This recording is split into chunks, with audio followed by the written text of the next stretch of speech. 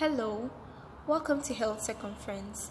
I'm Nurse Emedion Joshua, and I want to wish all the nurses out there that we should also bear in mind that we are a voice to lead, we are the vision for the future healthcare. So for today, I'll be taking us on the kidney, and I'd like you to grab your writing materials and come along with me. So what exactly is the kidney? The kidney is a very vital organ of the body. It's a pair of bean-shaped structure located below the belly on either side of the spine. The kidney is about the size of a large fist. So my fist is actually very small. It's about the size of a large fist and it's a bean-shaped structure. So the kidney is highly functional, but I'm going to bring it down into just 4 functions for today. I'll take us on the filtration function, the excretion function, the electrolyte balance, and the production of hormones. So for the filtration function, what the kidney does is, the kidney gets about 20% of blood supply, and the kidney has a million cell units called the nephron that helps to filtrate blood and water.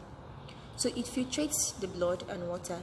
It takes out waste like urea, salt, water, minerals, and excess water. It takes out this waste. Then when it takes out this waste, it regulates some back to the body and takes out the waste that is not being needed. It sends them down to the bladder. So that is how it functions. That's what it does between the filtration and the excretion process. Then for the electrolyte balance, what it does from the water we take, from the fluid intake and the blood, it places a balance between our consumption and excretion of electrolytes. What exactly are electrolytes? Electrolytes are chemicals that conduct electricity when in contact with water. Examples are sodium, potassium, phosphorus, calcium. So it places a balance between these electrolytes, letting the body have a control of what it wants and what it wants to take out. So for example, it sends out sodium and takes in potassium, which also helps in regulation of the blood pressure. So what are the things we actually do that could cause some adverse effects on the kidney? The number one thing we do on a daily that causes detrimental effect on the kidney is consumption of over-the-counter drugs. So most persons just walk into the chemist and they're like, "Oh, my nurse or sir doctor, can you give me this? I just want to take ibuprofen. I just want to take diclofenac. My head is been really aching." Or your constant consumption of paracetamol.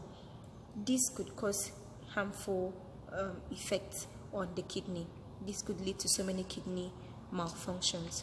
And also another thing we do is a consumption of salt.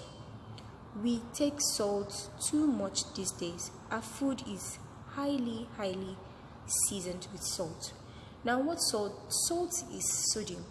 The body doesn't need much of sodium because sodium causes muscle activity. It helps in muscle activity. So it could lead to an hyperactivity in the muscles, which increases a spike in our blood pressure. So when you cut down on salt, you are also helping your kidney to regulate itself and also regulate your blood pressure. Also, high consumption of processed food, high consumption of red meat. Red meat leads to it produces acid in our body. So when these acids are being produced at a higher frequency, the kidney is not able to regulate this acid rate fast, leading to high consumption of acid, which could lead to kidney stones. One of the things it does, it could lead to kidney stones. Then another thing we do is we do not sleep well. Now the kidney is being regulated by a sleep-wake cycle. When you do not sleep well, the kidney is not properly regulated. When you sit and you're not active for a long time, there is a reduction in your glucose metabolism, also your blood pressure. Another thing we do that could be detrimental to our kidney is high consumption of alcohol, high consumption of smoke. You take lots of smokes. You smoke tobacco, you smoke this, you smoke that. Now, one of the symptoms you're going to show is protein in your urine, and protein in your urine shows that your kidney is not functioning well. What are the things we need to do? You need to take more of water, much fruit. When we talk about detoxifying, it's actually water, it's actually fruit that helps to detoxify. So it sends out toxins. It helps the kidney to be able to send out those toxins that your body doesn't need. Lots of exercise too helps to regulate the kidney. Good sleep, it helps to regulate the kidney. Remember when we talked about the work-sleep cycle? So it helps to keep the kidney in shape.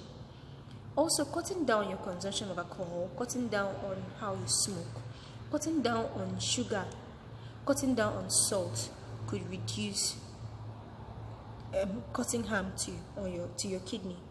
And also, do not forget to get your kidney checked on a regular. This is mostly specifically for people who are over 60 years, for low birth weight babies, for people who are obese, for people who have family history of high blood pressure, family history of cardiovascular systems, for people who feel they are developing some form of symptoms.